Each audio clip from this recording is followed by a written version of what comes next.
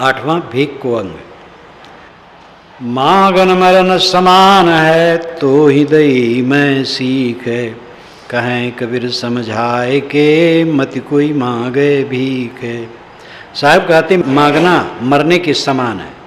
मैं तुम्हें सीख देता हूँ, मैं समझा के कहता हूँ, कोई भिक्षा मत मांगो। मांगन गए सो मर रहे, मरे जो मांगन जाही। तिन ते पहले वह मरे होत करत हैं नाही। जो मांगने गए वो मर गए, और उनके पहले वे मर गए कि उनके पास है और सेवा कर सकते हैं, और कहें नहीं है, वो दोनों मरे। उधर समाता मांगिले, ताको नाही दोष। कहें कबीर अधिका गए, ताकि गति नामों से। साहब कहते साधु है, अगर वो भिक्षाटन करके खाता है तो पेट के लिए केवल मांग ले, कोई दोष नहीं।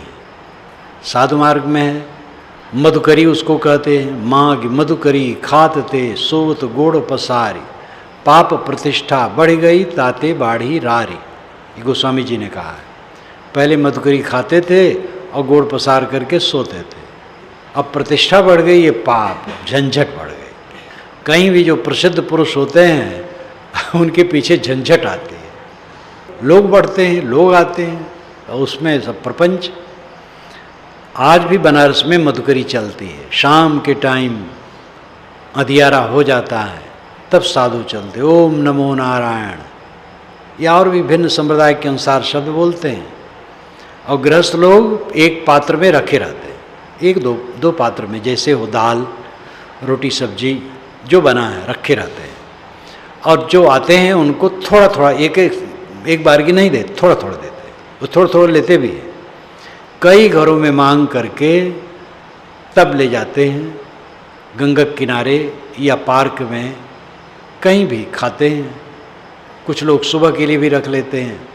मैं सुबह पार्क में घूमूं तो वहाँ कंपनी बाग में, तो एक सन्यासी को देखूं, बूढ़े रहे, तो उस समय वह खा करके अपना पात्र धो करके तैयारी करें बैठने विश्राम करने को। कितने ही साधु वहाँ भिक्षाटन करके, ऐसे तीर्थों में कई जगह ऐसा है।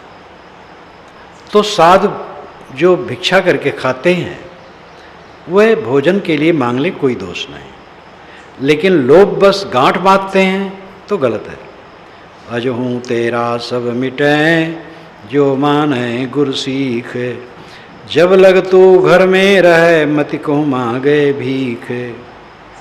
अगर गुरु की सीख मानते हो और मेरी बात मानते हो तो इस बात पर ध्यान दो, जब तक तुम घर गृहस्थी में हो भीख मत मांगो।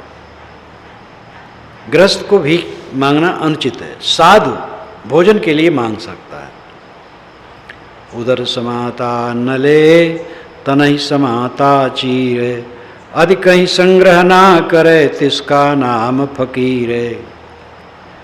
केवल पेट की जठराग्नि शांत करने के लिए अन्न मांग लो, कोई हर्ज नहीं। और शरीर की रक्षा के लिए वस्त्र काम भर का रखो, ज़्यादा नहीं। अधिक ही संग्रह न करे, बहुत संग्रह न करे, उसका नाम फकीर है। अनमांगा तो अति भला, मांग लिया नहीं दोष। उधर समाता मांग ले, निश्चय पावे मोह से। अनमांगा अच्छा है, बिना मांगे मिल जाए वो बहुत सुंदर है। लेकिन अगर कोई देने वाला नहीं है तो मांग लेना भी ठीक है। साधु को खाने की भूख लगी है, कोई नहीं दे रहा है तो मांग लो, लेकिन उधर समाता मांग ले, पेट भर के लिए केवल मांगे तो कल्याण है। लोभी मत बनो। अनमांगा उत्तम कहा, मध्यम मांगी जुले। कहें कबीर निकृष्ट सो, पर घर धरना दे। अनमांगा अच्छा है, बिना मांगे मिल जाओ अच्छा है। मध्यम है कि मांग करके ले लो। साहब कहते हुए निकृष्ट हैं जो दूसरे के घर धरना देते हैं, इतना दो तब जाएंगे। ऐसे साधु पहले रहते थे और उनको तो सब देखा हूँ मैं, अंग्रेज गवर्नमेंट के ज़माने में और स्वतंत्र होने के बाद भी कुछ दिन चला है। अब वैसा कम हो गए, शिक्षित सब में हो गए। तो आया बाग में उनका पड़ा, 16 लोग थे, तो अब एक एक करके निकल गए, 2-3 वहाँ रखवाले हुए सामान का, और एक एक करके गांव घर घर निकल गए, कोई उस गांव कोई उस गांव। तो संयोग था फटे नागा, वो पेशाब के खाल में जो आगे होता है इंद्री में, जननेंद्री के जो खाल होता है, उसी खाल को छेदा करके चुल्ला पहने रहते हैं, फटे नागा। आए बैठे और दान के लिए कहे, ठीक है दिया जाएगा, दिया गया, इतना नहीं, और गरमाए में फटे नागा हूँ, बस कपड़ा खोल दिया और दिखाए। हाँ, तो इस पर जो वर्तमान में थे डांटे जोर से, वो उनकी सिट्टी बिट्टी भूल गई। फिर उठे और भाग खड़े हुए। शाम को गया उनके यहाँ देखने, सब लोग इकट्ठे हो गए थे इधर उधर से आ करके। तो फटे नागा या और भी नाम से ऐसे साधु होते थे जो जा करके धरना देते थे, इतना दो तब जाएंगे, नहीं तो अनशन करेंगे। अनशन करने बैठ गए। एक साधु हमें बताए, वो गांजा पिए, 15 दिन मैंने उनकी सेवा की थी। तो गांजा पिए और कहें बच्चा, जब कहीं कुछ हम लोगों को मांगना होता, करना होता है, तो बस बैठ गए और कहे अब अनशन, नहीं खाते हैं और वो डगमगा जाते हैं। और हम लोग एक बीज रखते हैं, घास का बीज है, तो बस धुनी में एक कटोरी में पका दिए, वो समझते हैं दवाई वाई वही है, और थोड़ा रहता है 1 तोला, बस खा लिए। और उसको खा लेने के बाद 2-3 दिन तो भूखे नहीं लगती, और कहते हैं हम उपवास, हम अनशन कर देंगे, मर जाएंगे, तुम्हें इतना करना है। बेचारे हिल जाते हैं, ऐसा होता है। हम कहे धन्य महाराज, आप भी करते हैं? कहने मैं नहीं करता हूँ। पहले ऐसा सब बहुत था, आज भी अपने ढंग से धरना देने वाले हैं। सहज मिले सो दूध है, मांग मिले सो पानी, कहाँ कबीर वह रक्त है, जामे ऐचा तानी। जो सहज मिल जाए वो दूध है, और मांगे मिले वो पानी है, और साहब कहते वो रक्त है जिसमें ऐचा तानी, खिंचाव यानी तकलीफ है। यहाँ दूध, पानी और रक्त बात को समझाने के लिए, ये नहीं कि पानी से दूध अच्छा है। दूध जीवन भर न मिले कोई हर्ज नहीं, बचपन में तो मिल ही जाएगा पैदा होने पर माता का, उसके बाद जीवन भर दूध न मिले तो कोई हर्ज नहीं। लेकिन पानी न मिले तो आदमी मर जाएगा। पानी का नंबर ऊंचा है। पानी हम जितना दिन भर में पीते हैं, दूध पिए तो बस खाट पकड़ना पड़ेगा। इसलिए पानी उत्तम है, दूध मध्यम है।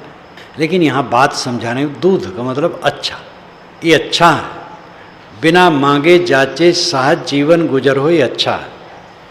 और मांगे पर मिले तो कम ठीक है, और खींचतानी हो वो बहुत गलत है। आब गया आदर गया, नैनन गया स्नेह है, ये तीनों तब ही गए जब ही कहा कछु दे है। आब मर्यादा, आदर, आप पानी को कहते हैं। पानी उनका पानी नहीं है, मतलब मर्यादा नहीं, इज्जत नहीं है। इज्जत अपने दुराचरण से नहीं रहता है, कोई दूसरा हमें बदइज्जत थोड़े कर सकता है। और जो अच्छे लोग हैं उनकी भी बदइज्जती होती है, लोग नहीं समझते हैं, तो वो बदइज्जती क्या करेगी। आप गया, मर्यादा गई, आदर गया, नैनन गया स्नेह, नेत्रों से स्नेह चला गया। कब? यह तीनों तभी गए जब ही कहा कुछ दे, कुछ दीजिए, तो सब चला गया। किसी से काम ना करोगे तो उसकी दृष्टि में आपकी मर्यादा नहीं रहेगी, आपका आदर नहीं रहेगा, और आपके प्रति प्रेम नहीं रहेगा। इसलिए मांगने से बचो, किसी से कभी कुछ मत मांगो। जिन साधुओं को संजोग पड़े कहीं घूमने विचरने जाने रहने के वक्त, तो यहाँ कभी न कहे ये चीज़ खिलाओ, वो चीज़ लाओ, ऐसा दे दो, ऐसा दे दो, कुछ न कहे। जो दें उसमें भी संक्षेप में जो उचित है वैसे ग्रहण करो। एक बार मैं करीब करीब 25 दिनों तक अकेले बाहर गया था, बहुत पहले। गुरुजी ने कहा वो फलाने फलाने कहते हैं, तुम जाते नहीं हो, जाओ श्री विशाल साहब के दर्शन करना, बहुत लोग गए आए, तुम नहीं गए, और वहाँ से फिर वहाँ चले जाना और रह लेना जितनी इच्छा होगी। तो अन्य संतों के साथ गया, श्री विशाल साहब दर्शन किया, लौट के आया गोंडा, वहाँ से और संत चले गए और मैं अकेले बलरामपुर की तरफ गया और उधर रहा। कुल मिलाकर के वो महीना हो गया होगा लौटते लौटते। तो अकेले मामला रहे, भोजन बनाऊं, एक एक घर एक एक दिन, तो घी लावें कटोरी में रख दें, तो थोड़ा समय ले लो और धरा रहे। और एक वहीं के रहें, साधु रूप में रहें, गृहस्थी में रहें लेकिन साधु रूप में रहें, बूढ़े बूढ़े। तो रोज़ आकर के जब भोजन बनाऊं तो बैठे रहें, खाएं नहीं, खाएं तो अपने घर बैठे रहें।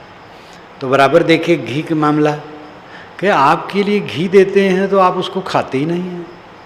मैं भाई खाता हूँ, कहीं कोई खाना हुआ, तनिक भर छू लेते हैं बस, हमको घी ज़्यादा नहीं खाना चाहिए। तो घी आया तो ज़्यादा उपयोग करो, दूध आया ज़्यादा तो ज़्यादा पी लो, तो खराबी करे वो फायदा नहीं है। ऐसे हर चीज़ में संयम। गृहस्थ तुम्हारा प्रवचन सुन करके बड़ा लाभ कम पाएंगे, तुम्हारी जो पवित्र रहनी होगी, निष्काम दशा होगी, वो कल्याणकारी होगी। तो जो कोई खाने पीने के देते हैं, विवेक पूर्वक खाओ, ये बात नहीं को छुओ ही ना, लेकिन कहीं लोभ लालच में न पड़ो, साधु मर्यादा से अलग न हो, निष्काम रहो। 9वां संगत को अंग। कबीर संगत साधु की नितपत की जय जाए, दुर्मति दूर बहावसी देसी सुमति बताए। साहब कहते हैं साधुओं की संगत रोज करो, वे दुर्मत को दूर करेंगे और सुमति का रास्ता बताएंगे। कबीर संगत साधु की कभी न निष्फल जाए, जो पे बोए भूनि के फूले फले अघाए। साहब कहते साधु की संगत कभी निष्फल नहीं जाती है। अगर साधु की संगत में बीज को भून करके बो खेत में तो भी खूब फलेगा, अवघा करके खाने को मिलेगा। इसका मतलब यही है कि सेवा में जब लोग लगाते हैं तो भून करके ही तो लगाते हैं। चावल दाल सब्जी सब उबाल कर पका कर भून कर ही तो खिलाते हैं। तो जो सेवा की जाती है वो भून करके ही की जाती है। कबीर संगत साधु के जौ की भूसी खाए, खीर खाड़ भोजन मिले साकट संग न जाए। साहब कहते हैं साधु की संगत हो, जौ की भूसी खाना पड़े तो कोई हर्ज नहीं। अतिशयोक्ति है इसमें। जौ की भूसी खाओगे गले में फंसेगी, परेशानी कर डालेगी। अतिशयोक्ति में शब्दार्थ करके कहीं भटक न जाना। इसका मतलब है रूखा सूखा खाए लेकिन साधु की संगत में रहे। खीर खाण भोजन मिले साकट संग न जाए। खीर मिले, खाण मिले यानी शक्कर मिले, मिष्टान मिले, साकट के संग न रहे। साकट का मतलब जो दीक्षा नहीं लिए है, ये शाब्दिक अर्थ उचित नहीं। साकट का मतलब जड़, मूर्ख, अनाड़ी, अविवेकी, देहाभिमानी, देह बुद्धि वाले के बीच में रहोगे तो पतन होगा। आध्यात्मिक बुद्धि जिसकी है उसके बीच में रहो। कबीर संगत साधु की जो गंधी की बास, जो कुछ गंधी दे नहीं तो भी बास सुबास है। ये बहुत प्रसिद्ध है, बचपन में मैं सुना था, एकदम बचपन में। कबीर संगत साध की जो गंधी को बास, गंधी की बास, गधियारा गांधी बेचने आता, हींग अब आता है कि नहीं, लेकिन उस जमाने में तो आता था। और जो आते थे करीब बुजुर्ग होते थे, और गधियारे जो आए उस साधु स्वभाव जैसे लगे। हो सकता है जो आते थे वैसे रहे हों। तो आवें बैठें, हींग निकालें, दें, खरीदा जाए और माना जाए कि इनका हींग पक्का रहता, सही रहता, नकली नहीं रहता। अगर गधियारा कुछ नहीं देता, उसके पास बैठो तो उसकी सुगंधी जरूर मिलेगी। साधु के पास बैठो तो साधु की सुगंधी मिलेगी। साधु के आश्रम पर जाओ, वहाँ सुगंधी मिलेगी। मैं अपनी थोड़ी उम्र में आसपास की कुटियों में जाऊँ, वैष्णव संत है, कोई संत है, उनकी कुटी में चला जाऊँ तो उतने हमें एकदम लगे आनंद आनंद।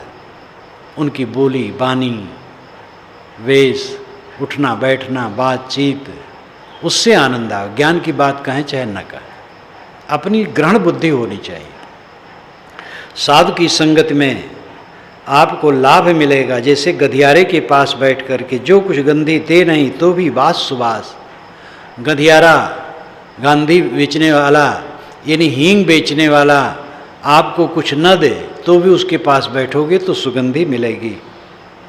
कबीर संगत साधु के निष्फल कभी न होए, होसी चंदन वासना नीम न कहसी कोए।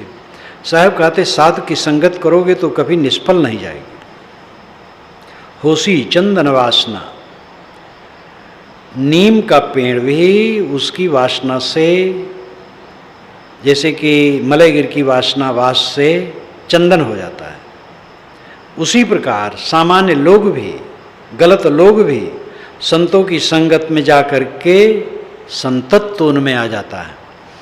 कबीर संगत साधु के जो करि जाने कोय, सकल वृक्ष चंदन भय बांस न चंदन होए। कबीर साहब कहते हैं साधु की संगत करके कोई जाने तो। कबीर संगत साधु की जो कर जाने कोय, साधु की संगत करके कोई जाने तो कि क्या लाभ होता है। सकल वृक्ष चंदन भय बांस न चंदन होए, सारे वृक्ष चंदन बन गए मलयगिर के संपर्क में।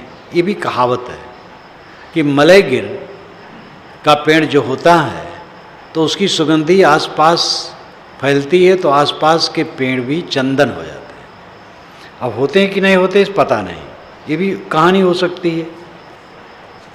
लेकिन बांस चंदन नहीं होता है, वहीं पासे में लगा रहे तो बीजक में भी आया है, क्योंकि बांस में पोलापन है, गांठ है और नीरस है, उसमें रस नहीं होता है।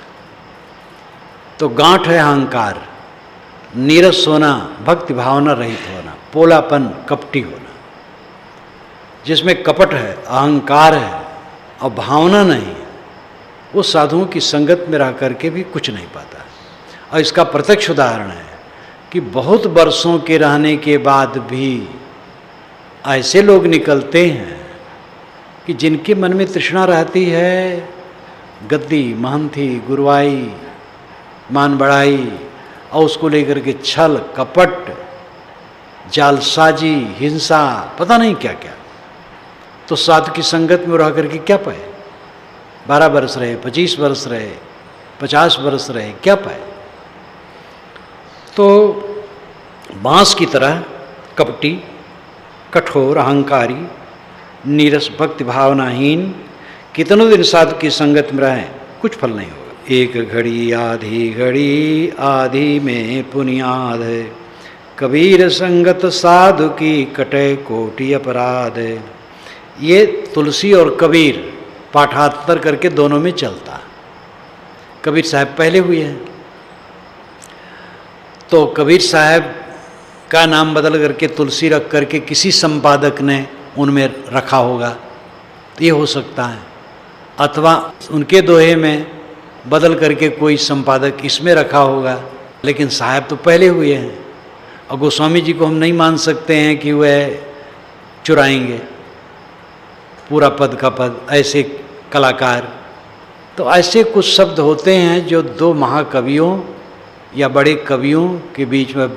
सूरदास जी का एक पद है, आपन पो आपो ही बिसरो की तरह, लेकिन ये आपन पो आपो ही बिसरो ठोस है और कम है, उसमें और विस्तार है, इसलिए लोग भी मानते हैं पीछे वही बना है। सूरदास तो और पीछे हुए हैं, यानी वो भी पीछे हुए हैं, लेकिन आगे पीछे जो हो, कबीर भी ठीक, तुलसी भी ठीक, बात बढ़िया है। लेकिन ये ध्यान रखो, जब कहो तो भाई कबीर कहो, क्योंकि कबीर की साखी में है। तो एक घड़ी आधी में पुनियाद। कबीर संगत साधु की कटे कोटि अपराध। थोड़ी भी साधु की संगत हो करोड़ों अपराध टलेगा। विनम्र हो करके साधु की संगत करो, अहंकार पूर्वक नहीं।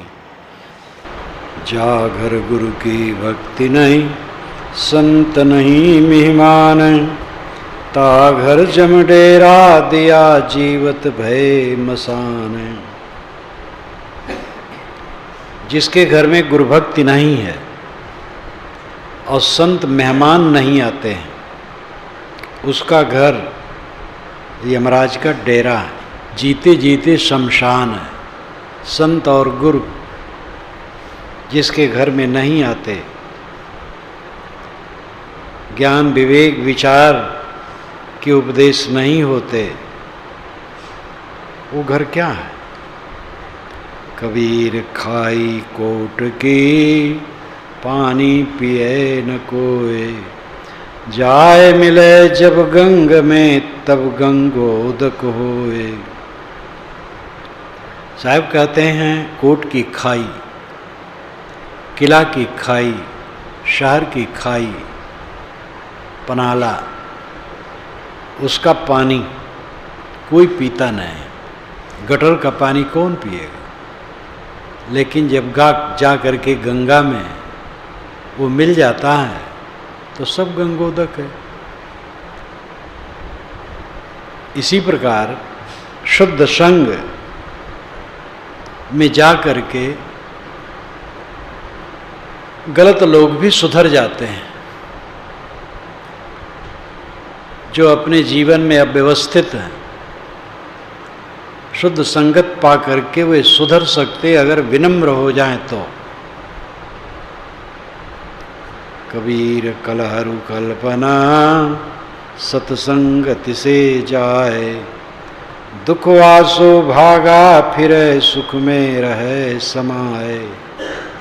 कबीर साहब कहते हैं सत्संगत से कलह कल्पना दूर हो जाते हैं। सत्संग जो सही है वो संगत मिले तब सत्संग। अब अपना मन निष्कपट हो, अपने मन में कपट ना हो, अपने मन में अहम भाव ना हो, अपने मन को सब जंजालों से अलग रखे। तो कलह और कल्पना, कलह विवाद, कल्पना मन का उद्वेग, ये समाप्त हो जाते हैं। शुद्ध संग से प्रेरणा मिलती है और साधक अपने मन को धुनने लगता है। सच्चा साधक वह है जो ये न सोचे कि हमारे लिए लोग क्या कहते हैं, ये सोचे हमारे लिए हम करते क्या हैं। हमें कोई बहुत खराब कह दे तो उससे हम खराब थोड़े हो जाएंगे। किसी के खराब कहने से तो और प्रसन्न होना चाहिए। ये बुजदिली नहीं होना चाहिए, अरे हमें ले ऐसा कह देंगे तब क्या होगा, क्या होगा, वैसा क्या हम हो जाएंगे। किसी के कहने से हम वैसा नहीं हो जाएंगे। हम घटिया आदमी हैं और कोई कह दिया बड़ा उत्तम है तो हम उत्तम हो जाएंगे। और हम उत्तम हैं, पवित्र हैं, कोई कह दे घटिया आदमी है तो उससे क्या नुकसान है। वीर बनना चाहिए।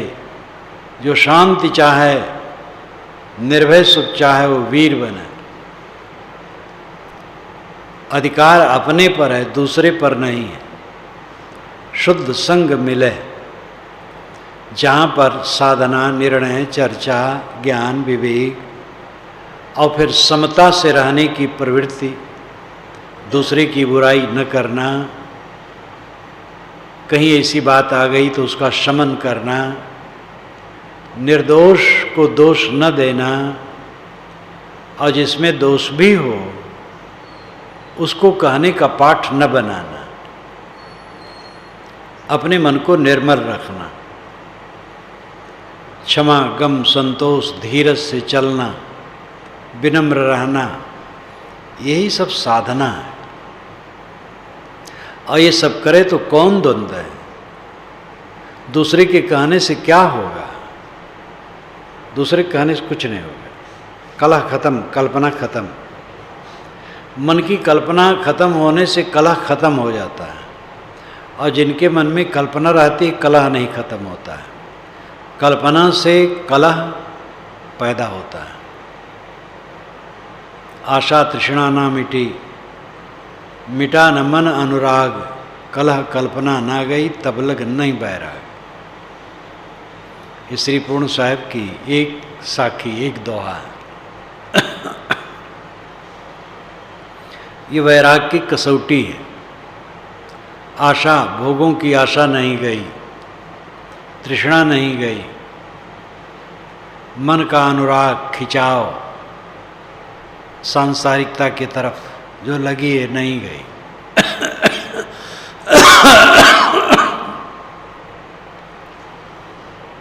कलह कल्पना न गई, मिटा न मन अनुराग। आशा तृष्णा न गई, मिटा न मन अनुराग। कलह कल्पना न गई, विवाद करने की प्रवृत्ति नहीं मिटी, और मन का अनुराग, कलह कल्पना न, कल्पना मन का उद्वेग, विवाद करना उद्वेग नहीं गया तो वैराग नहीं। भोगों की आशा, तृष्णा, खिंचाव, विवाद, उद्वेग शांत हो गए, बस वैराग है। फिर कहे दुनिया क्या चिंता। इसलिए शुद्ध संगत पा करके कला कल्पना मिट जाती है। दुख वासु भागा फिरे, उसके पास से दुख भागते हैं, दुख नहीं रह जाते। जो अपने को निरंतर मांझता है उसको कौन सा दुख रहेगा? जो अपने को धुनता है, यानी अपने मन को धुनता रहता है, सुधारता रहता है, उसका कोई क्या बिगाड़ेगा? सुख में रहे समाये, वो सदैव सुख में लीन रहता है, उसके जीवन में शांति रहती है। साधु संग अंतर पड़े, यह मति कबहु न होए, कहें कबीर त्यों लोक में सुखी न देखा कोई। साधु संगत में अंतर पड़ जाए, ये मति हमारी कभी न हो। संतों से हम अलग हो जाएं, संतों की संगत छोड़ दें, ऐसी बुद्धि कभी नहीं बननी चाहिए। साधु संगत ही आधार है। अगर आदमी उद्वेग में पड़ करके साधु संगत छोड़ देगा तो उसकी क्या दशा होगी? कहें कबीर त्यों लोक में सुखी न देखा कोई। साधु संगत छोड़ करके तीनों लोक में कोई सुखी नहीं होगा। साखी शब्द बहुत सुना, मिटा न मन का दाग, संगत से सुधरा नहीं, ताका बड़ा अभाग। साखी शब्द, श्लोक, दृष्टांत सब बहुत सुने, लेकिन मन का दाग न मिटा, मन की मलिनता को धो न पाया। शुद्ध संगत से सुधार न हुआ तो महा अभागा आदमी। साधुन के सत्संग से थर थर कांपे देह, कबहू भाव कुभाव ते जन मिट जाए स्नेह। साधक कहता है कि साधु की संगत से हमारी देह थर थर कांपती। इसका अर्थ नहीं है कि साधु संगत से डरता हूं, उनसे दूर रहता हूं। छंद, इसीलिए कविता को छंद कहते हैं। छंद ढका हुआ, गद्य में तो खुलासा रहता है। गद्य भी कितने लोग लिखते हैं, खुलासा नहीं होता है। और छंद में काफी छिपा रहता है। साधुन के सत्संग से थर थर कांपे देह, हमारी देह थर थर कांपती है कि कबहू भाव कुभाव ते जन मिट जाए सने। ऐसा ना हो मेरे मन में कुभावना आ जाए और संतों के प्रति जो मेरी श्रद्धा है वो खो न जाए।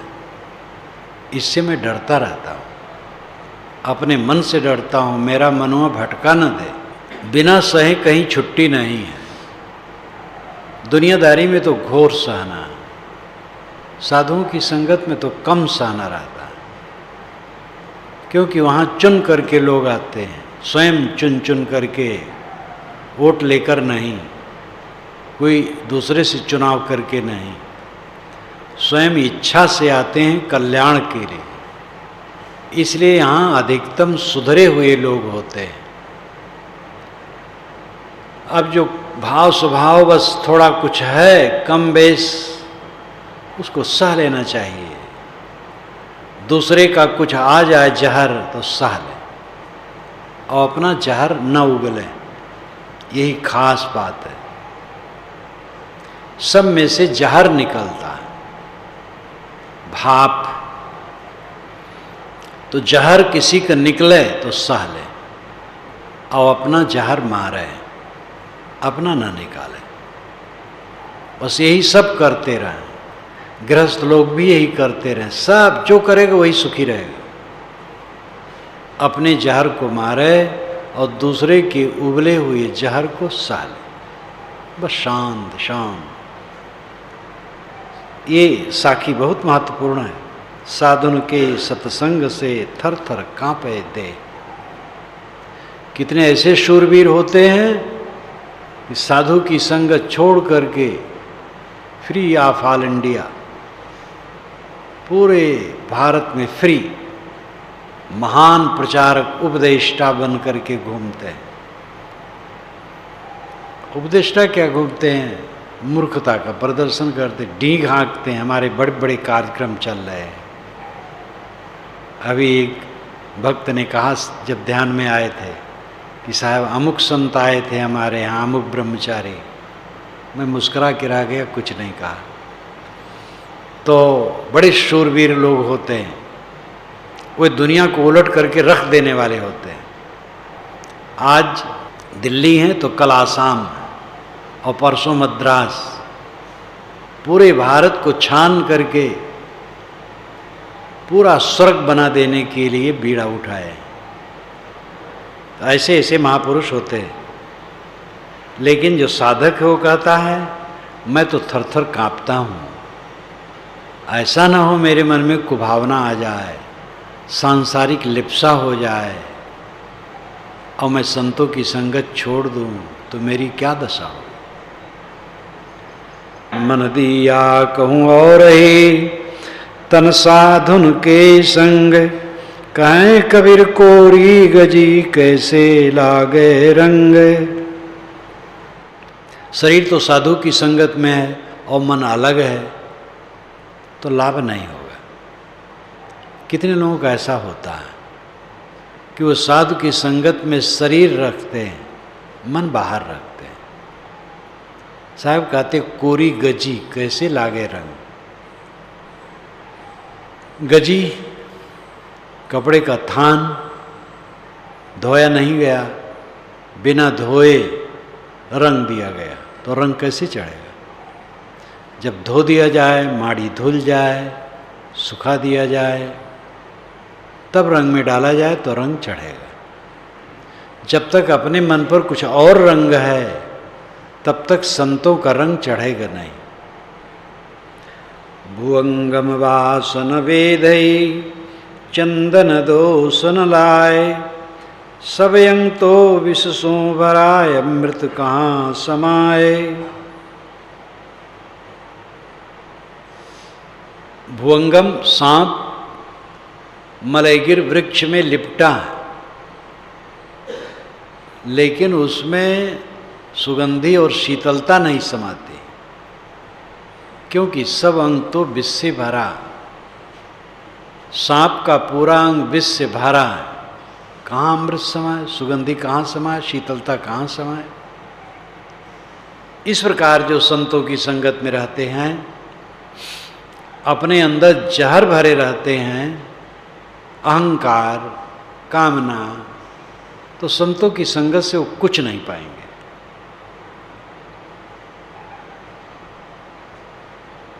कबीर कुसंग न कीजिए, पाथर जल न तिराए, कदली सीप भुजंग मुख एक बूंद तिरभाए।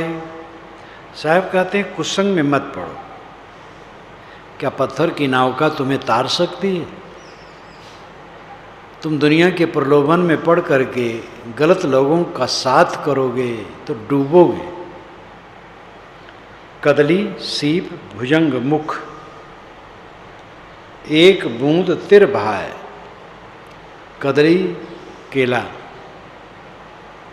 सीप और सांप का मुंह, स्वाद की एक बूंद इनमें जब पड़ जाती है तो 3 फल होते हैं।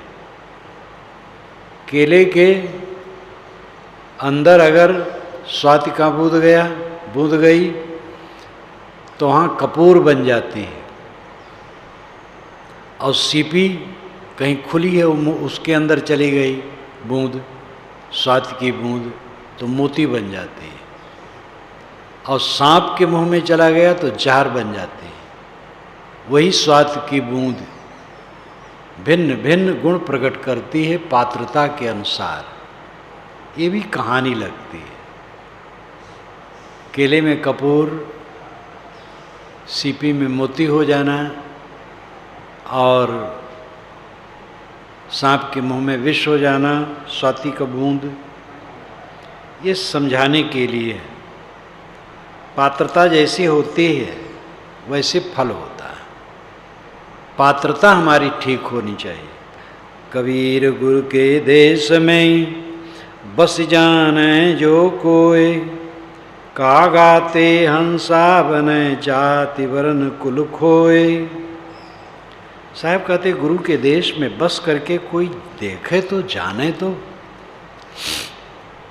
अपना मन निष्कपट निर्मल विनम्र सरल बना ले और गुरु के गांव में बस जाए, यानी गुरु संतों की संगत में बस जाए, तो कागा से वो हंस हो जाएगा। जाति वरण कुल खोए।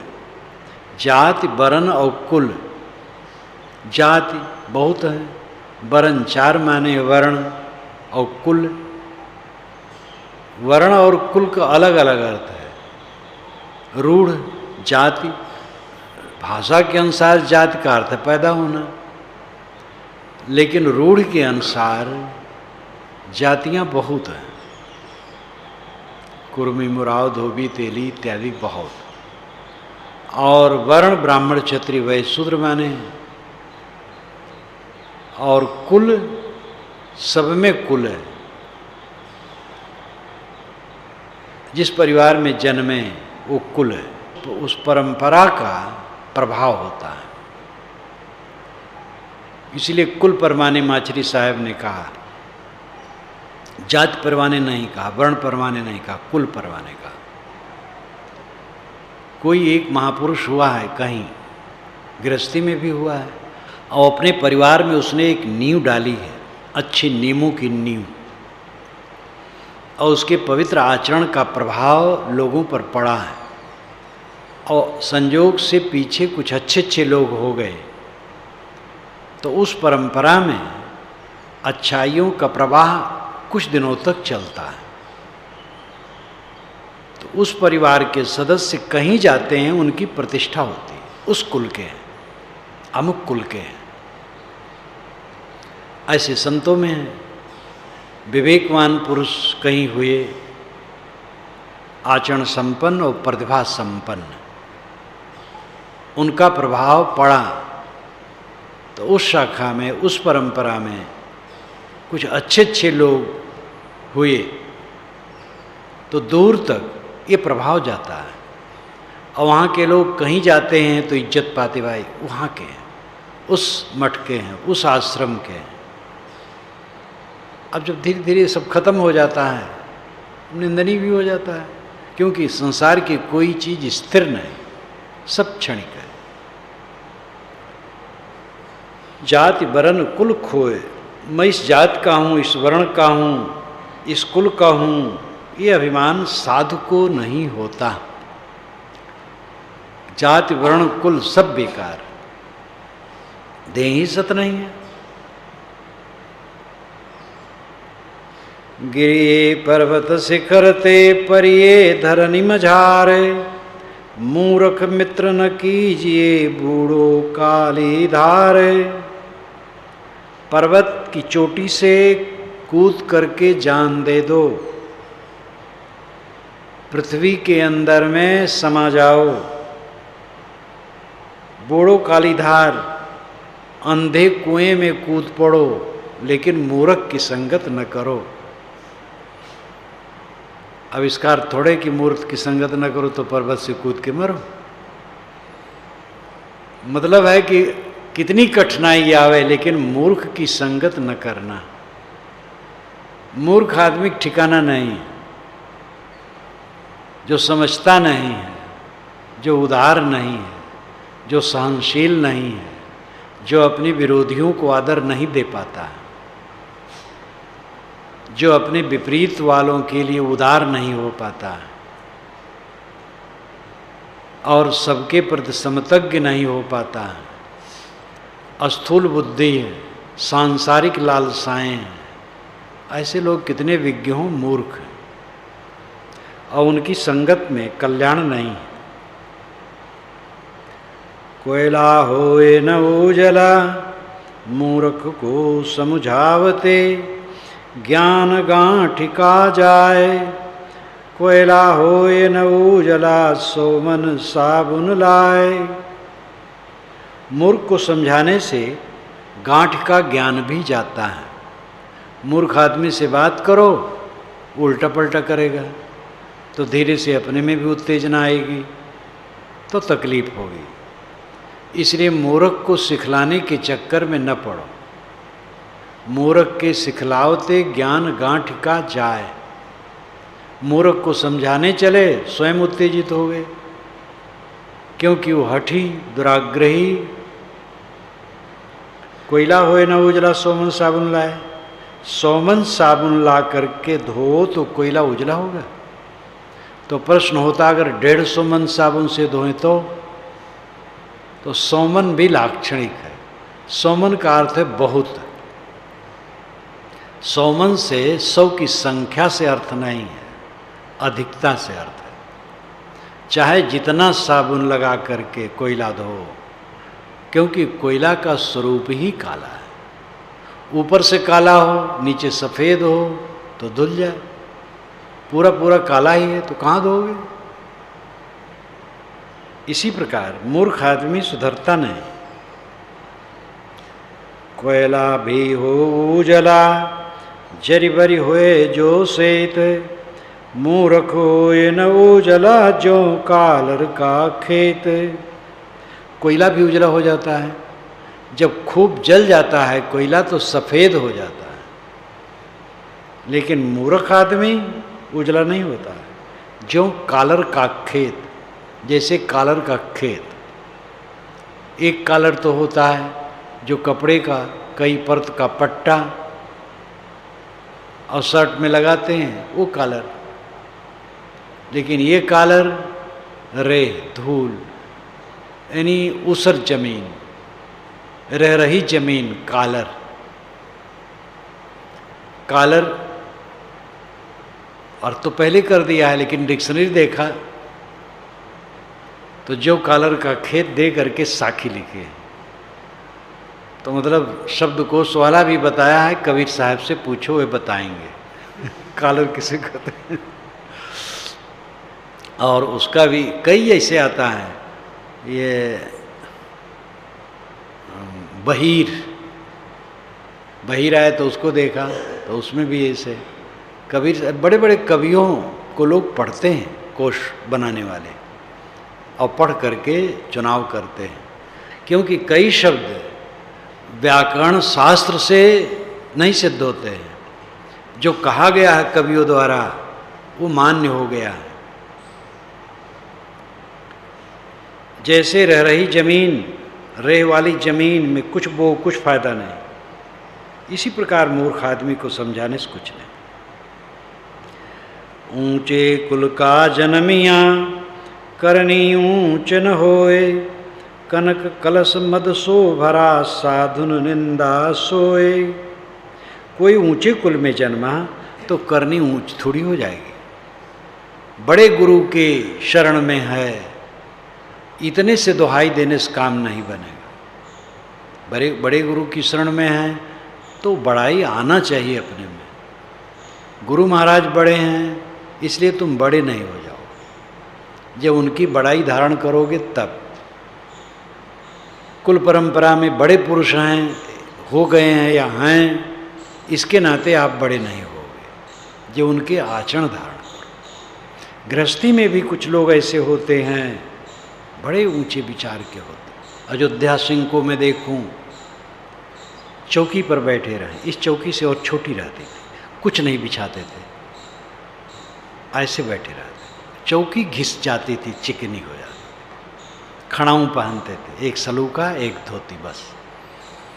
चौकी बैठे रहे, चौबाहा में कई खाट, कई तख्ते पड़े रहें, कुछ बिड़वे रखे रहें, नीचे भी लोग आवें, गंभीर हंसते तो मैंने कभी देखा ही नहीं।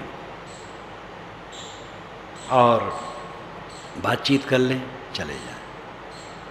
कभी कभी इतराफ में, जवार में, पंचायत में जाना पड़े उनको 10-5 बरस में कहें, बुलावें कि उनको ज़रूर बुलाना है, तो उनके साथ जो जाएं वो कहें भैया खाए पी लो, कुछ मिलेगा नहीं इनके साथ, क्योंकि जहाँ जाएं तहाँ कुछ जल नहीं, हम लोग सब खाए पिए। तो कहे उनके साथ चलना है, पहले खा पी लो, कुछ मिलेगा नहीं। जहाँ जहाँ गंभीर, कोई बात हो बोलना थोड़ा। न कोई ज्ञान का ग्रंथ पढ़ते देखा कभी उनको। रुद्राक्ष की 2-3 कंठी ऐसे माला काले डोरे में खूब पहने रहे नीचे से। और कभी कुछ न साधु की संगत, साधु हमें दरवाजे पर तो सेवा करवा दे, शांत गंभीर दिन भर बैठे। अब उनकी विशेषता, स्वभाव, गुण, गंभीरता, हर बात में उनके प्रति कोई व्यवहारिक त्रुटि कोई कह ही नहीं सकता था। जिस दिन उनका शरीर छूटा, हम लोग चल रहे थे रास्ते में, आल्हा सुनने गए थे, मेरी उम्र बहुत थोड़ी थी, तो रास्ते में एक महाब्राह्मण मिला। महाब्राह्मण जो पहले खाता है तब दूसरे दिन ब्राह्मण लोग खाते हैं, वो सब पाप बटोर ले जाता है, वही घड़ा फोड़ता है, बड़ा बड़ा कुल चक्कर है। तो कहा कि अयोध्या सिंह का शरीर छूट गया। सबके मुख से निकला, गांव का स्तंभ टूट गया। गृहस्थों में भी एक एक संत जैसे होते हैं। तो अब उस कुल में कोई और है तो मान ले कि हम भी ऊंचे हैं। ऊंचाई आप में होनी चाहिए। ऊंचे कुल में जन्म होने से कोई ऊंचा नहीं। ऊंचा कुल का मतलब है अच्छी परंपरा, अच्छे लोगों के परिवार या समाज में रहने वाले जब ऊंचाई धारण करें तब ऊंचे। कनक कलश मद सो भरा, साधु निंदा सो। सोने का घड़ा लेकिन मदिरा से भरा है तो क्या फायदा। देखने सुनने में बड़े अच्छे लेकिन मन मैला, तो साहब कहते वो निंदनीय है, साधु उसकी निंदा करते हैं। काचा सेती मत मिले पाका सेती बान, काचा सेती मिलत ही हुए तन धन की हान। इसलिए कच्चे लोगों से मत मिलो, जिनका मन कच्चा है, थोड़ी बात में टूट जाते, अमर्ष, क्रोध, विवाद, कलह, तनिक भर प्रतिकूलता नहीं सह पाते, ऐसे लोगों से मत मिलो। जो सह ले, अपनी निंदा सह ले, अपमान सह ले, और निंदा करने वाले के लिए भी विरोध न करे, उसकी बुराई न करे, प्रसन्न रहे। कभी भी मैत्री भावना टूटे ना, कहीं भी संबंध में दरार न पड़े। कितनी ही विपत्ति आए, कितना ही विरोध हो, कितना ही कुछ हो, लेकिन अपना व्यक्तित्व, अपना जीवन, अपना मन एकदम शुद्ध, सोने के समान निर्मल, हीरे के समान ठोस, ये व्यक्तित्व का लक्षण है। तनिक भर कुछ प्रतिकूलता आ गई, तनिक भर किसी से अपने लिए सुन लिए तनिक भर अपमान उनको बोध हो गया, बस गाल फुला के बैठ गए। कौन व्यक्तित्व है? चाहे जो इस जीवन पर आए, समझ लो अपना कर्म फल भोग है। महावीर स्वामी की भाषा में, महावीर स्वामी जैसे कथा बनाई गई है, व्यक्तित्व था सब संतों का ऐसे होता है।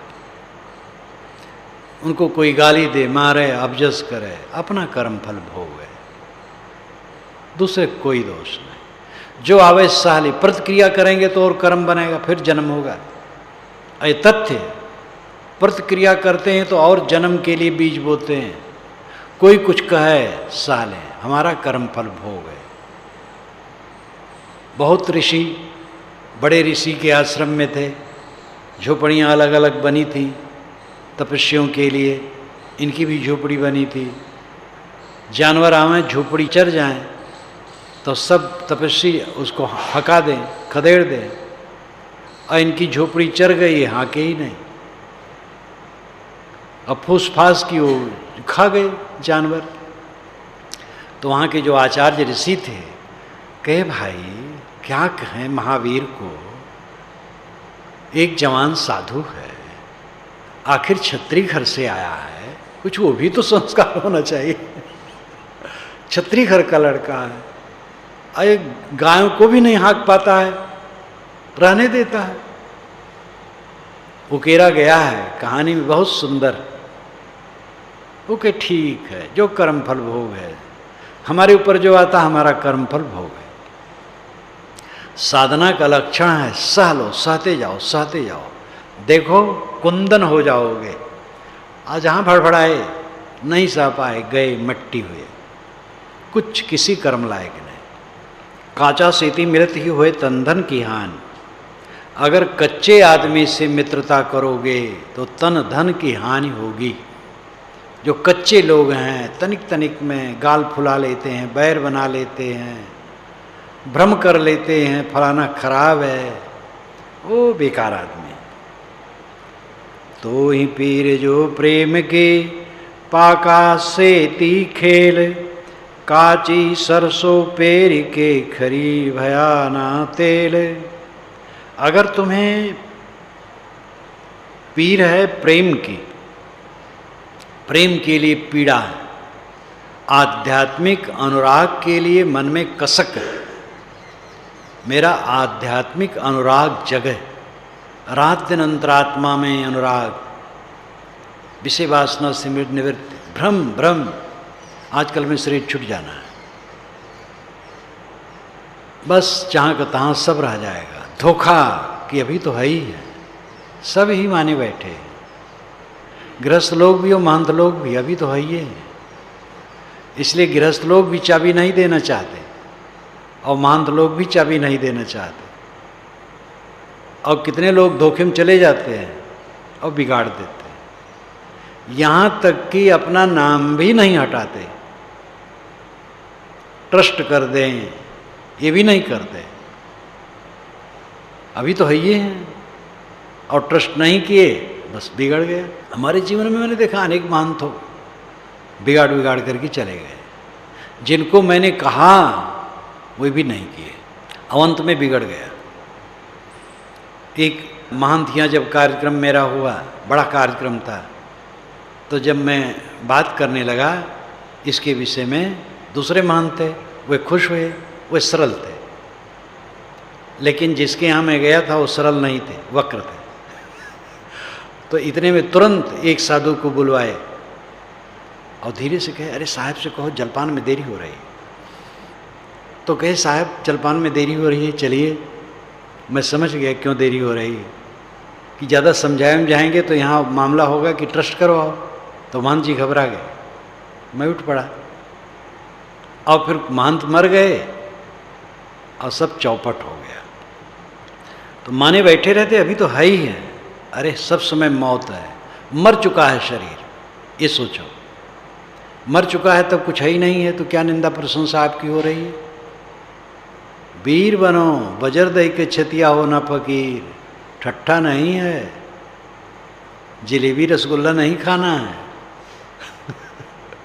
सारे विकारों से ऊपर उठना है, किचिर किचिर मन होगा, कुछ नहीं कर पाओगे।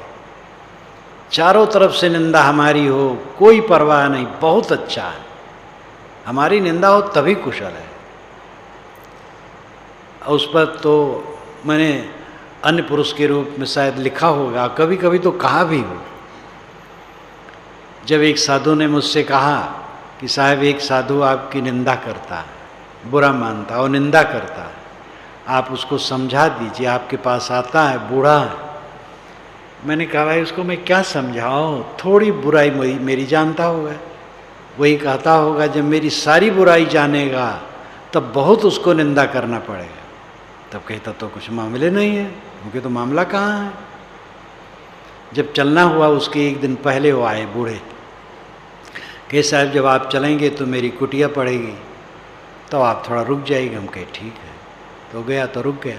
सब संत रुके, उन्होंने आदर सत्कार किया और आरती पूजा की, हाथ जोड़ के खड़े हुए, साहब मेरे लिए कुछ उपदेश कर दीजिए। तो मैं कुछ कह दिया, चल दिया। तब वो साधु हमारे साथ थे जो हमसे कहे थे, तो कहे ये तो भीगी बिल्ली बन गए। हम कहे ऐसा भी मत कहो, ये उनकी उदारता है, उनका विचार है। वैसा कहे थे हमें, उनका विचार था, ऐसा कर लिए, उनका विचार है।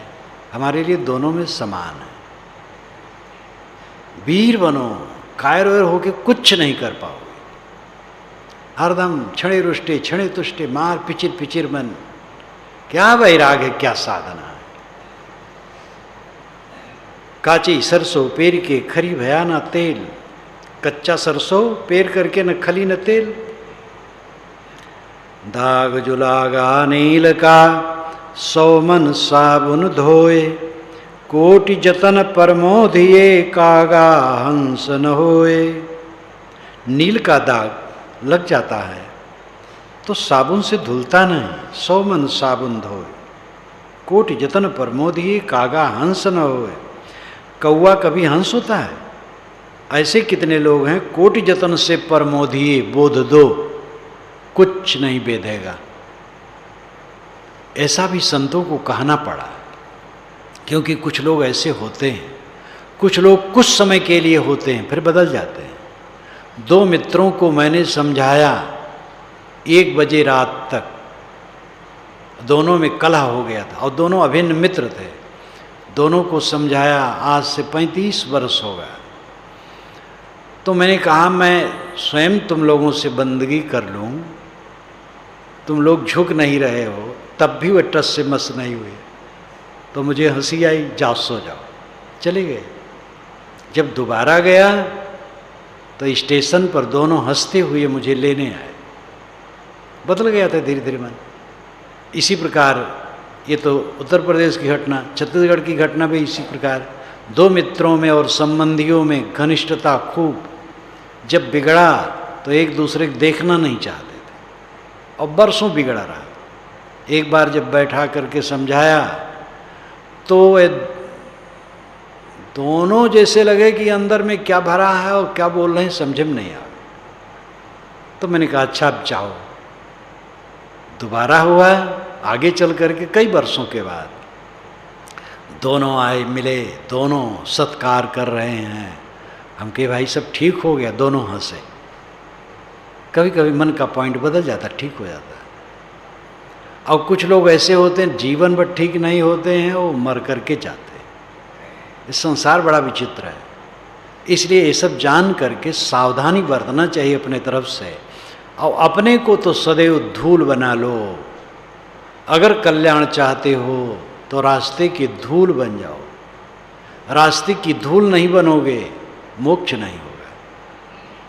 अपने को सबसे नीचे और पीछे नहीं करोगे जब तक, सबसे नीचे न मानोगे तब तक ऊंचे नहीं चढ़। ऊंचा चढ़ना पदवत पर नहीं, मान बढ़ाइप नहीं, गुरुवाइप नहीं।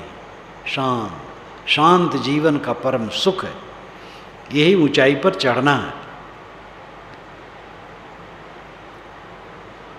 जीवन यौवन राजमदय विचल रहे न कोय, जो दिन जाए सत्संग में जीवन का फल सोए। जीवन, जवानी, राज, इसका अहंकार, ये सब कुछ रहने वाला नहीं है। सत्संग में जाओ, विनम्र हो जाओ, संतों की संगत में अपने मन को धो, यही जीवन का फल है। ब्राह्मण केरी बेटिया मांस शराब न खाए, संगति भई कलाल के मद बिन रहा न जाए।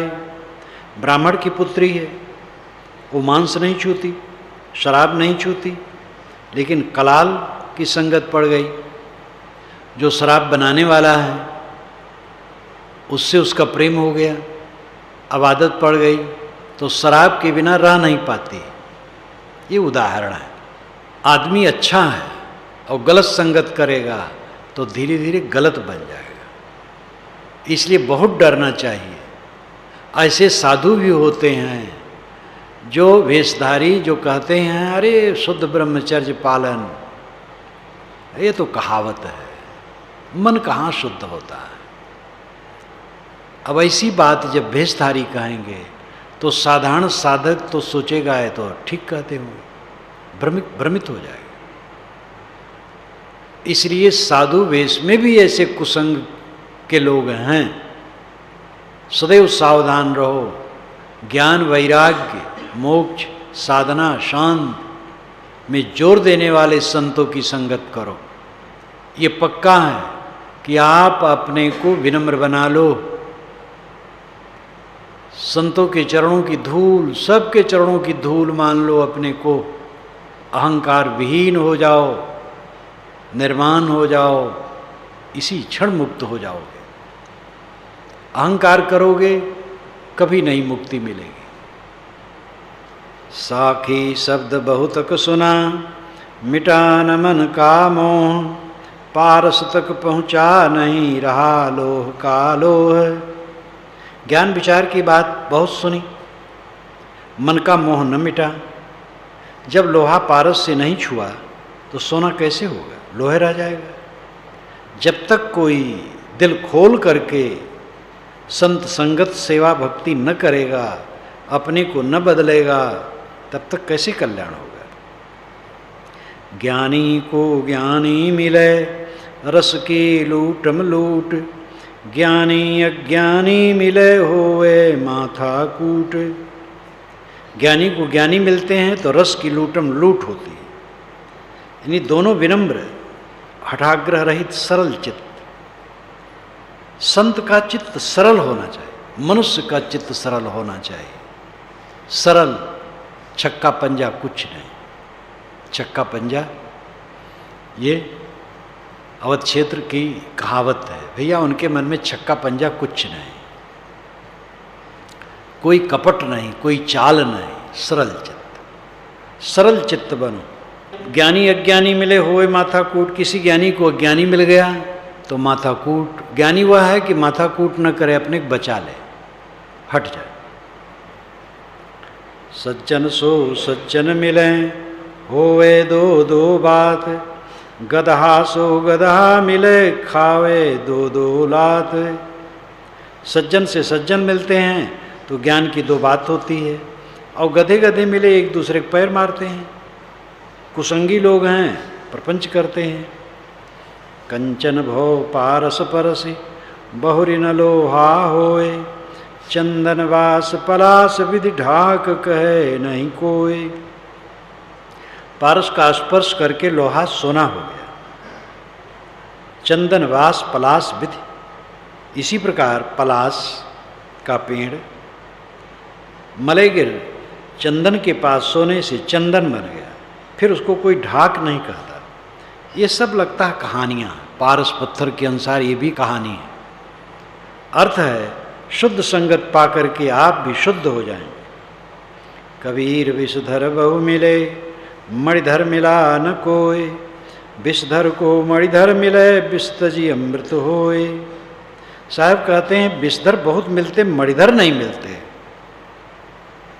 आग उगलने वाले मिलते हैं, कलह कल्पना करने वाले मिलते हैं, लेकिन मीठा बर्ताव, मीठा वचन, निष्कपट हृदय, सरल हृदय, अंदर बाहर एक, ऐसे कम लोग मिलते हैं।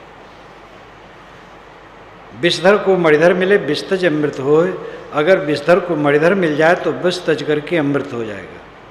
कहते हैं कि विषधर सांप काट लिया हो और सांप का मणि मिल जाए तो उस मणि को घिस करके वहाँ लगा देने पर वो जहर उतर जाता है। मणि लगा दिया गया तो मणि खींच लेता है। और कहते उस मणि का रस पिला दिया जाए तो कोढ़ी अच्छा हो जाए। ये सब कहावत है कि क्या है। एक तो सांप का मणि होते ही नहीं है, सांप की मणि कहीं सुनाई नहीं देती है, ये भी कहावत जैसी लगती है। अर्थ इतना है कि अगर कोई खराब है लेकिन अच्छी संगत में जाए और सरल हो जाए तो निश्चित है वो अमृत हो जाएगा। प्रीति करी सुख लेन को सो सुख गया हिराए, जैसे पाए छछूदरी पकड़ी सांप पछिताए। कुसंग किया सुख लेने के लिए।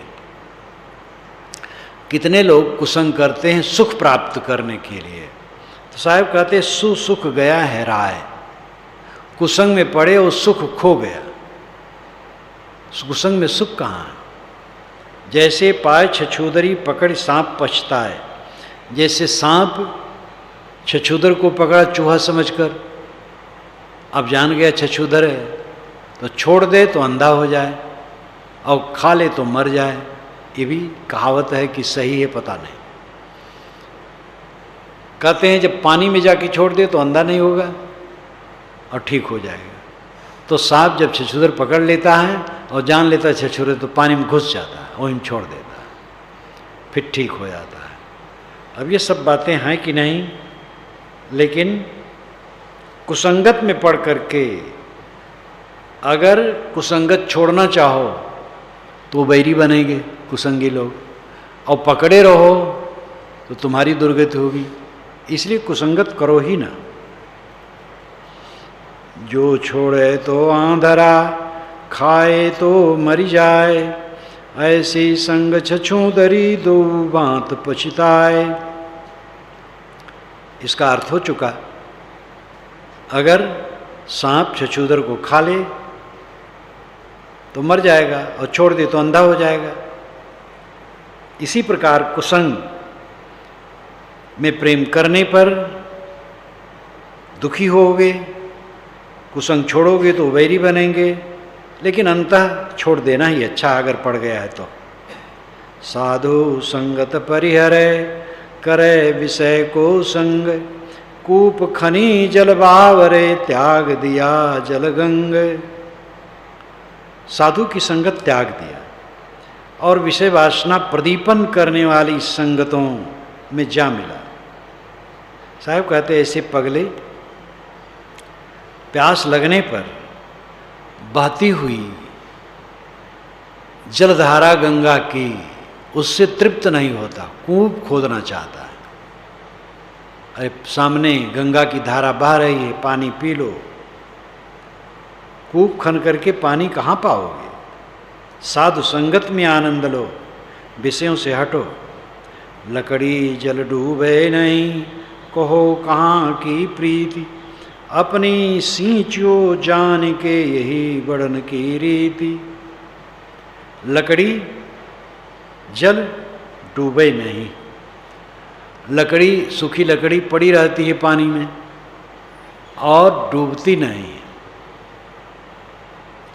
कहो कहाँ की प्रीति।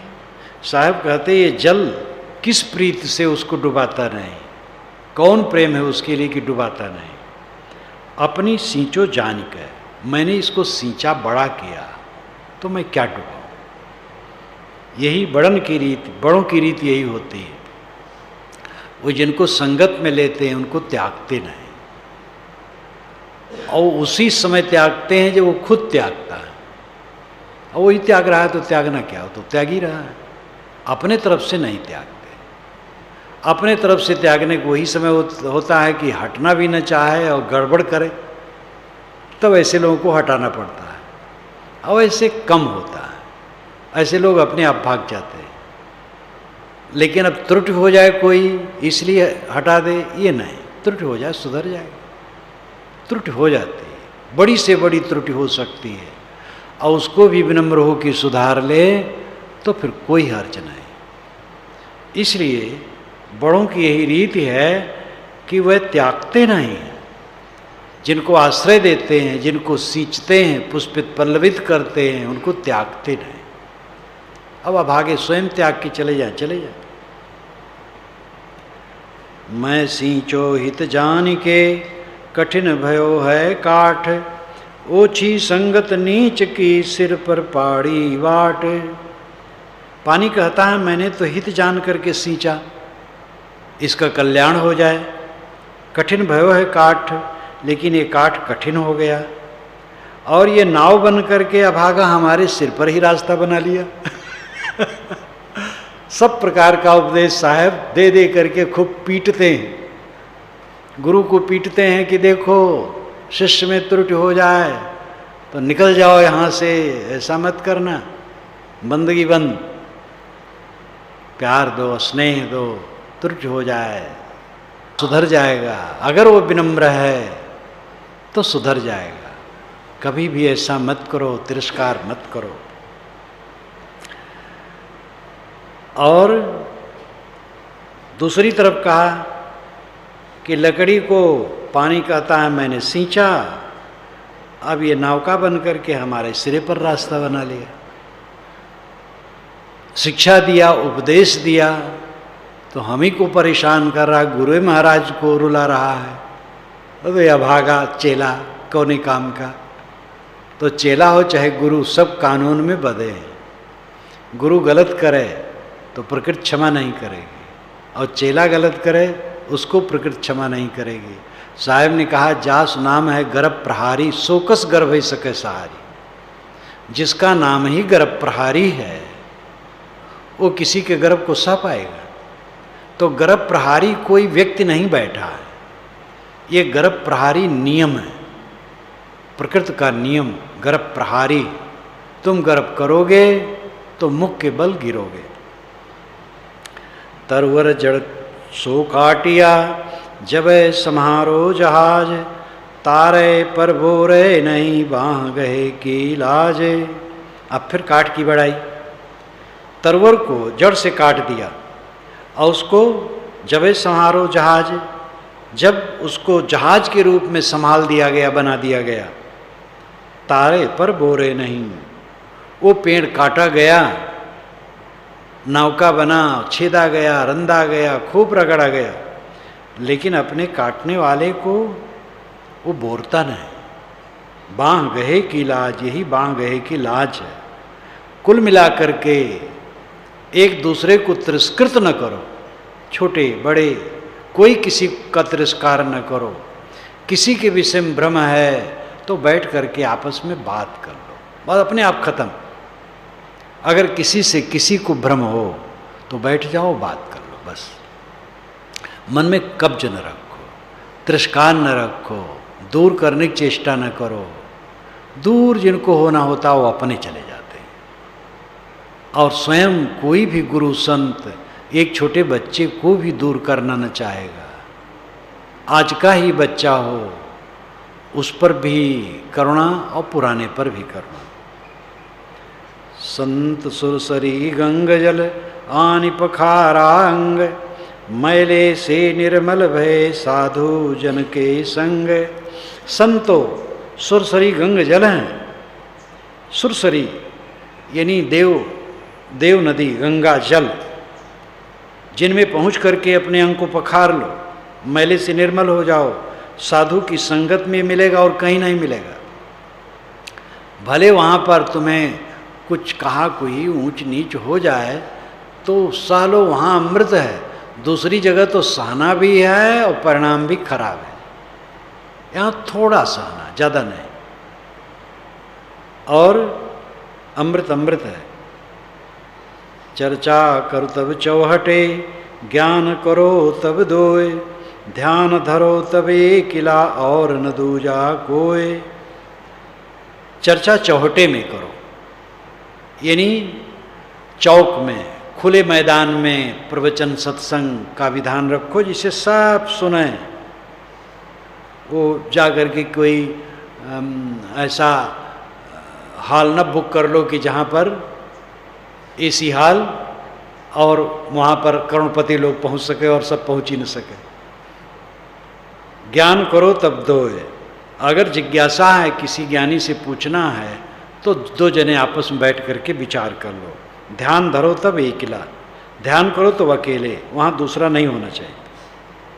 और यहाँ जो सामूहिक ध्यान होता है वो अलग विषय है, सभी लोग अकेले हैं बैठे हैं। संगत की जय साधु की दिन दिन होए हेत, साकुट काली कामली धोते होए न सेत। साधु की संगत करो, दिन दिन प्रेम बढ़े। संगत कीजिए साधु की दिन दिन होवे हेत, दिन दिन हेत होवे प्रेम बढ़े। ऐसी संगत करो, अपना मन रेच पेच अहंकार से रहित रख करके करो तो दिन दिन प्रेम बढ़ेगा। और अपने मन में कपट कुटिलता अहंकार रखोगे तो प्रेम नहीं बढ़ेगा, घट जाएगा। साकुट काली कामली धोते हुए न सेत। साकुट और काली कामली ये धोने सफ़ेद नहीं होते। काली कमली धो चाहे जितना धो, काली काली। ऐसे साकुट साकुट साकट, साकट का सामान्य अर्थ मानते हैं जो दीक्षा न लिए हो, ये ठीक नहीं। मूर्ख आदमी, दुष्ट आदमी, वो नहीं सुधरेगा। साधु संग गुरु भक्ति अरु बढ़त बढ़त बढ़ी जाए, ओछी संगत खर शब्द अरु घटत घटत घट जाए। साधु की संगत और गुरु की भक्ति ये बढ़ते बढ़ते बढ़ जाते हैं। अपना मन शुद्ध है तो बात तो ये है ना कि गुरु भक्ति और संत संगत छोड़ करके उद्धार कहाँ है। ये सिद्धांत जिसको निश्चित रहेगा उसकी भक्ति और संगत दोनों प्रगाढ़ होगी, टूटेगी नहीं। लाभ निश्चय होने से फिर आदमी उधर से हटता नहीं। लेकिन ओछी संगत और खर शब्द, गधा का शब्द बड़े जोर से चिल्लाता है, बस रुचुर रुचुर करके खत्म। ऐसे दुष्टों का प्रेम, बस बड़े जोर से प्रेम हुआ और दूसरे क्षण सब खत्म। संगति ऐसी कीजिए सरसा नरसोर संग, लर लोई होत है तो न छाड़े रंग। संगत ऐसी करो सरसा नरसो संग। सरसा सरस नर मनुष्य की संगत में। इस पर याद आती है तैतरीय उपनिषद की बात। तैतरीय उपनिषद में दीक्षांत भाषण के बाद आचार्य यानी गुरु कहता शिष्यों को कि जाओ स्वाध्याय और प्रवचन न छोड़ना। ये बारंबार कहता है, हर वचन में कहता है स्वाध्याय और प्रवचन न छोड़ना। स्वाध्याय करते रहना और प्रवचन करते रहना, तब ये ज्ञान स्थिर रहेगा। यान स्माकम सुचरितानि तानि तोयोपासानि नो इतराणि। यान स्माकम सुचरितानि, जो मेरी अच्छी वृत्ति है, मेरा अच्छा आचरण है, सुचरित है, तानि तोयोपासानि, वही तुम्हारे लिए उपासनी है, करणी है। नो इतराणि, मेरे में कोई त्रुटि हो तो उसको न लेना, मेरी अच्छाई को लेना। और तुम जहाँ हो मैं तो पहुँचूंगा नहीं। किसी विषय में संदेह हो तो जो विद्वान हैं, सदाचारी हैं, संयमी हैं, और उसमें जोर दिया अलूक्षा। अलूक्षा, अलूक्षा यानी अरूक्ष, स्निग्ध, रूखे नहीं, स्निग्ध चित्त के हैं, कोमल हैं, परिभाषा बोलते हैं, विद्वान हैं, सदाचारी हैं और मीठे हैं, उनसे राय लेना। विद्वान नहीं, सब समझते नहीं हैं तो निर्णय गलत दे सकते हैं। समझते तो हैं लेकिन साधन संपन्न नहीं है तो भी गलत राय दे सकते हैं। विद्वान और साधन संपन्न रुके हैं तो रुखाई की स्थिति में कहीं कुछ बोलेंगे तो अन्यथा हो जाएगा, तो फिर वो निर्णय तुम्हारे लिए ठीक नहीं रहेगा। इसलिए विद्वान हो, सदाचारी हो और अलूक्षा, स्निग्ध हो, सरस हो, मीठे हो, उनसे राय लेना और उनसे राय लेकर के अपना कर्तव्य निर्धारित करना। शास्त्रों में ऋषियों मुनियों ने, महापुरुषों ने, हर जगह पीर पैगंबरों ने, कहीं भी किसी शास्त्र को देखो सब जगह हीरे मोती मिलते हैं। तो संगत कीजिए कैसी सरसा नरसो संग, जो सरसा सरस मीठे मनुष्य हैं, खाली मीठ मीठ बोले इतने भर नहीं, जानकार हैं, आचरण संपन्न हैं, स्वभाव के शीतल हैं। लर लर लोई होते तउन छाड़े रंग, लोई लर लर टूटती है लेकिन उसका रंग बदरंग नहीं होता है, एक एक धागा वैसी चमकता रहता है। इसी प्रकार जो सच्चे इंसान होते हैं, पूरा जीवन चाहे जो हो, पक्के, निष्ठा पक्की, श्रद्धा पक्की, बोध पक्का, वैराग पक्का, प्रसन्नता पक्की, किसी भी हलचल में कोई विकार नहीं। तेल तिली सो उपजय, सदा तेल को तेल, संगति को बेरो भयो, ताते नाम फुलेल। तेल तिली से उपजे, तेल तिल से उत्पन्न होता है, सदा तेल को तेल, वो तेले तेल रहता है, लेकिन संगति को बेरो भयो, ताते नाम फुलेल। संगति को बेरो भयो, बेरो शब्द, बेरो बेड़ा जहाज, बेरो समय, सवेरा हो गया, बहुत बेर करके तुम आए, ये अवध क्षेत्र में कहते हैं, बहुत बेर कर डाला, यानी बहुत समय कर डाला। बेर दफ़ा, एक दफ़ा, दो दफ़ा, मर्तबा, एक मर्तबा मैं गया, दो मर्तबा गया, मर्तबा, दफ़ा, समय, बेरो का अर्थ यहाँ यही, बेरा नहीं, यहाँ बेड़ा नहीं। संगत को बेरो भयो, संगत का समय आया, ताते नाम फुलेल, इसमें अर्थ छिपा है। फुलेल से खुल जाता है, फूल का अर्क का बेरा हुआ, समय हुआ। फूल तेल बनाने वाला फूल का अर्क निकाला, उसको शुद्ध किया और तेल में मिला दिया, तब फुलेल हो गया। फुलेल, तेल फुलेल, खाली तेल तेल और उसमें गंध डाल दी जाए तो फुलेल, तो फुलेल का बेरा हो गया, सुगंधी का बेरा हो गया तो फुलेल हो गया। अगर शुद्ध संगत मिल गई तो आदमी का मन फुलेल हो जाता है। सदैव शुद्ध संगत में रहो, साधु संगत में, और सुख दुख सह करके रहो, अपने मन को मार करके रहो, विनम्र हो के रहो, किसी प्रकार का अहंकार, किसी प्रकार का कलह कल्पना में न पड़ो। इस प्रकार साधक अपने मन को समझाकर साधु की संगत में स्वयं को दे और अपना उद्धार करे।